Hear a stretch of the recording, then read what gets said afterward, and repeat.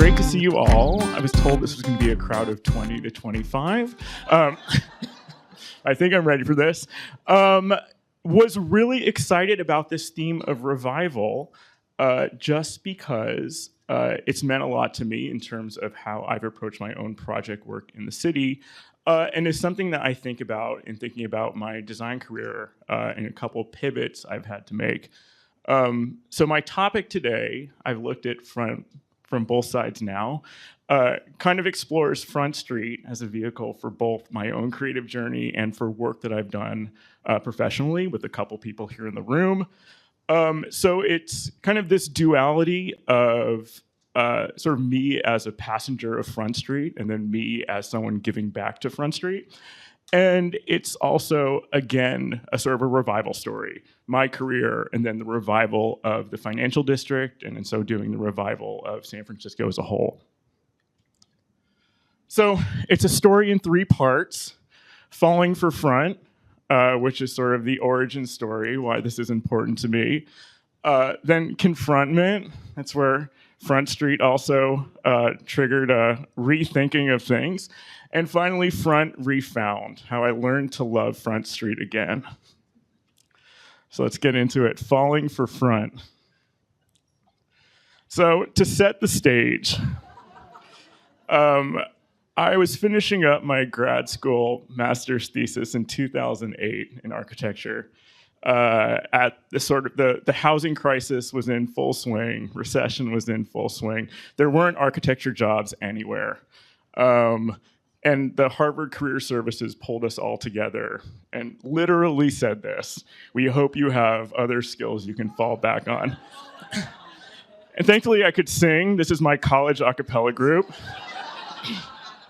I was a decent writer, play piano, so I was like, okay, I have some things that are as profitable as architecture that I can explore.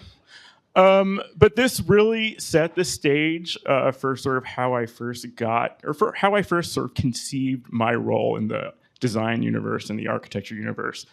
So at the time, there were no architecture jobs anywhere. I was in a long-distance relationship with my then boyfriend, now husband, who was out here for law school.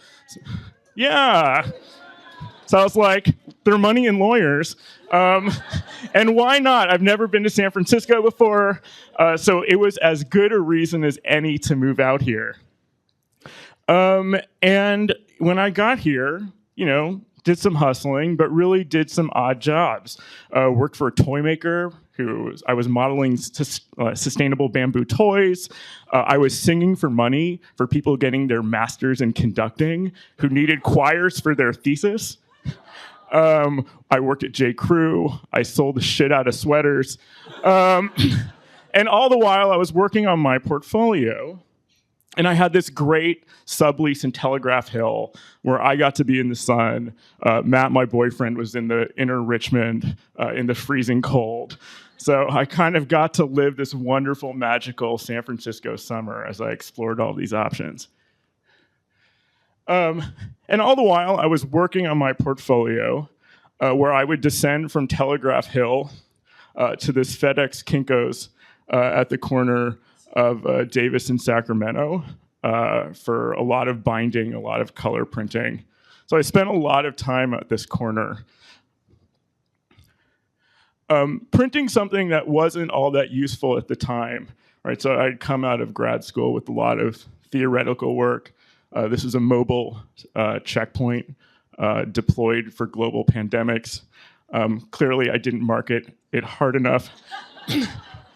But yeah, I had this really pie in the sky academic stuff, and jobs at the time were really going to sort of people out of school with actual skills.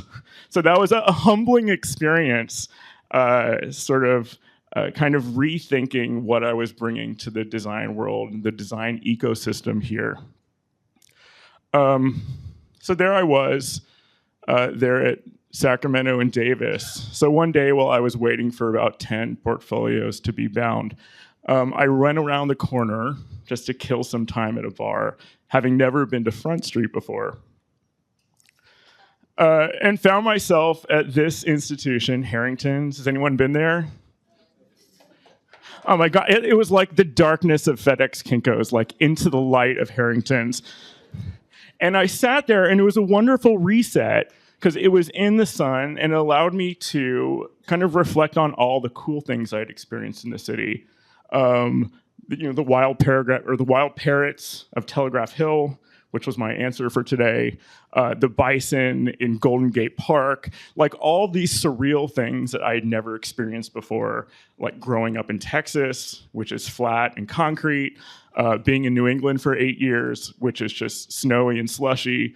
And it was a nice reset that happened on Front Street that really made me appreciate the street, the financial district, and the city at large. So I went back to Kinko's, picked up the bound portfolios. This is another sampling of what was in there. I've always really been excited about public spaces. So in that portfolio, there was a soccer stadium in Zaragoza that I worked on when I was at an architecture firm in Pamplona.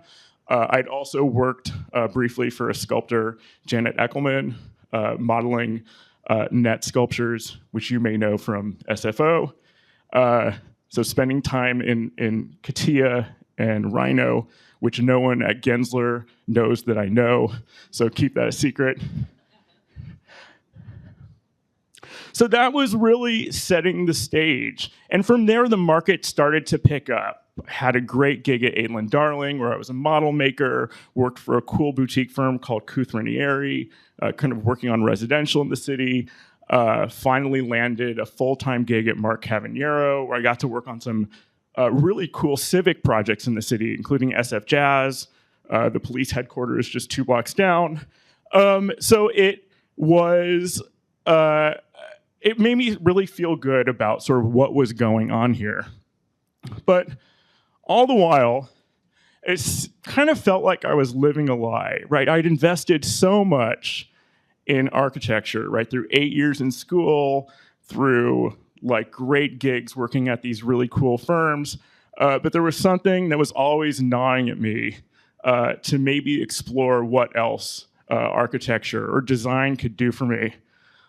It took working at another firm on Front Street, they're at One Front, to kind of inspire kind of a more active pursuit. So this is part 2 of Front, giving me something else. And that's when I kind of pivoted my focus to strategy, to product design, started representing myself in a different way to sort of the market, to different kinds of firms. I got back into making. So this is a thank you note after an interview I made. Just a box that folded up. There was a note inside. And it kind of spurred also how I reframed my portfolio. So instead of the weird security bugs, suddenly I was putting together something that felt a little bit more authentically me. So when I was applying to Gensler for the 3rd time, all right, it took me 3 tries to finally land a Gensler job. The first time was 2008, and they're like, you seem very nice, but now is not a good time. The second time was 2013, where I came with this architecture portfolio, and they very bluntly said to me, like, you seem like you're not into it. And I was like, yeah. They're like, come back when you know what you want to do. And that was like a real wake-up call.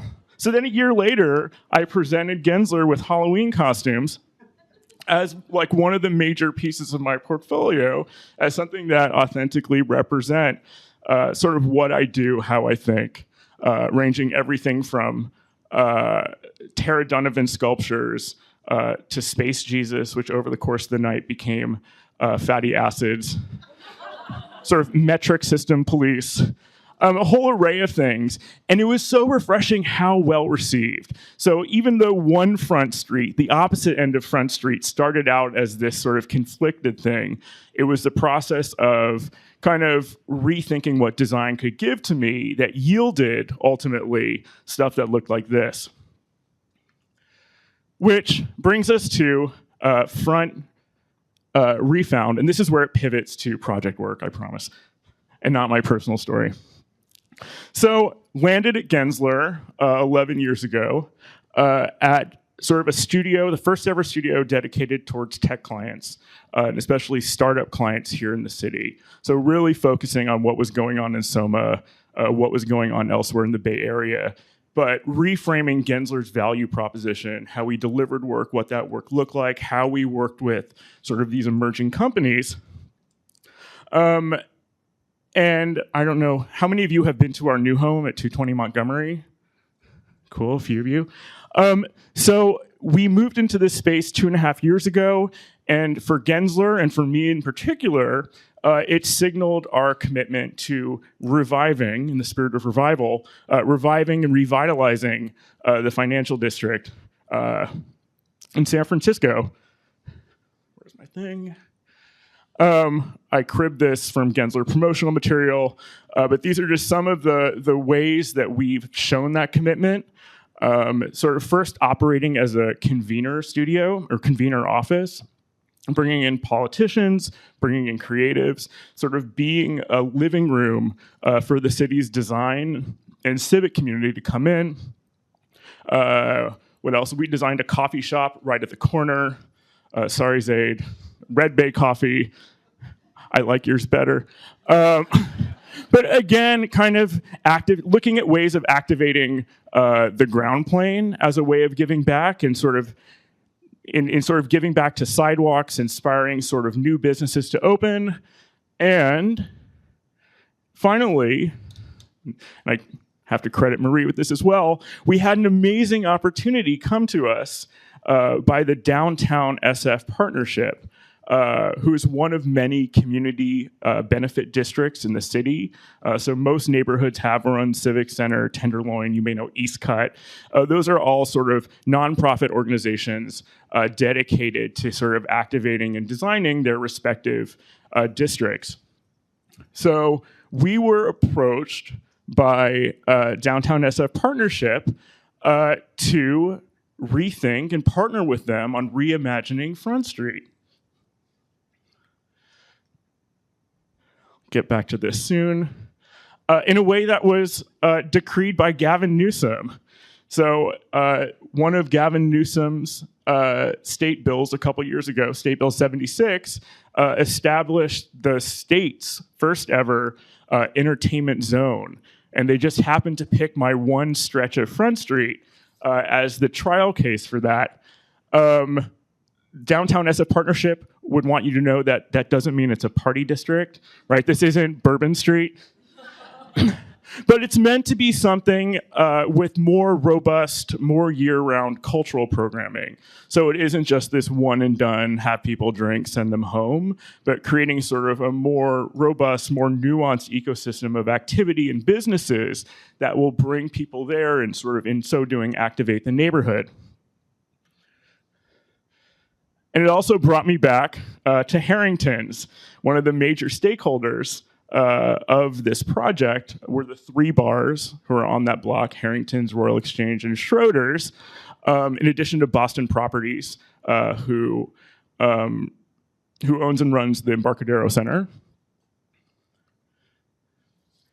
And it was a magical exercise in convening them, getting their respective takes on what was there and how we wanted to move it forward. Like, what decisions did we have to make to reactivate and rethink and revive this thing in a new way? We knew the existing population that frequented that block of Front Street, a lot of business development lunches, a lot of puffy vests with collared shirts. And we wanted to continue to capture that crowd while also making it more inclusive, more diverse, and more geographically expansive. So it wasn't people just coming from that 2-block radius.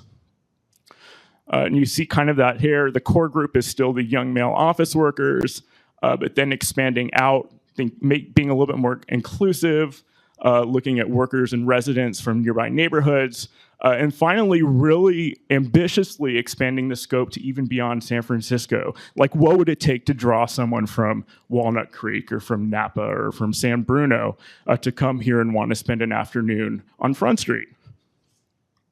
How am I doing for time? 5 minutes, great. Yeah, so these are some of our objectives. Once we started to identify these personas, these demographics, one was that we wanted to have signature special events that draw attention and signal change.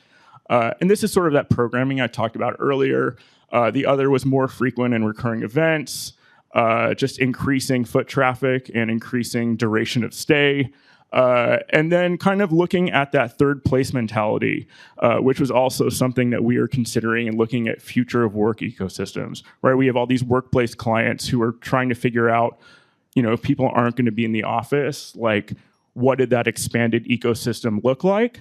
And for many cases, that included third places where people could work. So one of our considerations was, how do we design this and activate this in a way that fits into that third space realm? More emerging opportunities. I'll flip through these. So this is where we landed. This was the sizzle image that we sent to Downtown SF Partnership, which was then sent to, I think, the SF Standard, Business Times, who were like, look at this Bourbon Street of San Francisco. And we're like, no, that's not it. So this is sort of a sample activation. This gives you a slightly more nuanced idea of the parts and pieces and programs that comprise this.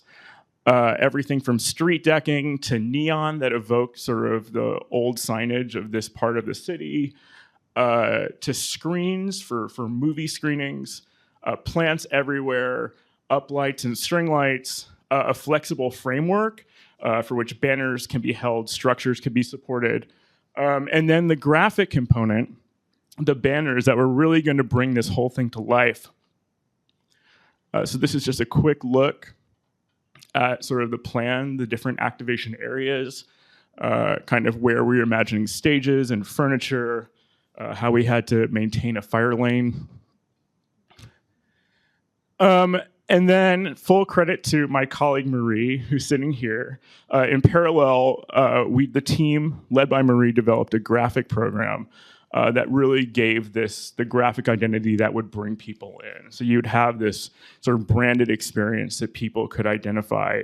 And this was one of the ways that we got that broader geographic draw as well. Like if we had a strong brand, it could reach people in the East Bay or North Bay or South Bay. And Marie and team kind of looked at it at all scales, what that means for pendant signs, what it means for banners, and my favorite part, how it even finds itself at a smaller scale with cups and paper that I guess goes around hot dogs at Oktoberfest. Pretzels and hot dogs. And again, kind of riffing off the language of that neighborhood. So giving a new graphic identity to some of the iconography that's been sort of in the financial district, and specifically this part of the financial district, for over a century.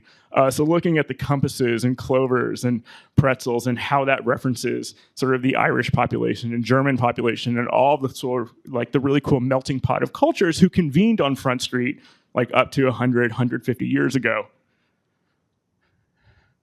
Down to the apps. And now it's being implemented in phases. So I can walk by Front Street. This is as of 2 days ago, see the banners up there. They're using this currently for fundraising for the rest of the phases of the project, but it is in motion. And that is sort of the journey. But I wanted to land here. For those of you who were worried about that Kinko's, it is now, as of yesterday, seriously, like in the spirit of revival, an art gallery. Like I saw the white walls go up on Wednesday, art showed up yesterday. So just, taking inspiration from the other vacant to vibrant things going on in the city, some of the art galleries that are currently on Montgomery, right next to our office, seeing this pop up at the location that meant so much to me, that was such a formative place in my early design memory, was extremely, extremely powerful. So I took a selfie. Thank you.